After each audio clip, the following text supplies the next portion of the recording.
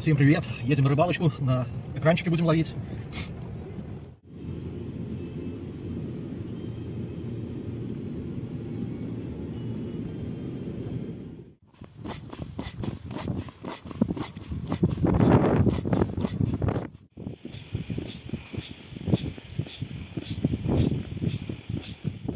Есть 4 плотвицы, смотрите, какая классная.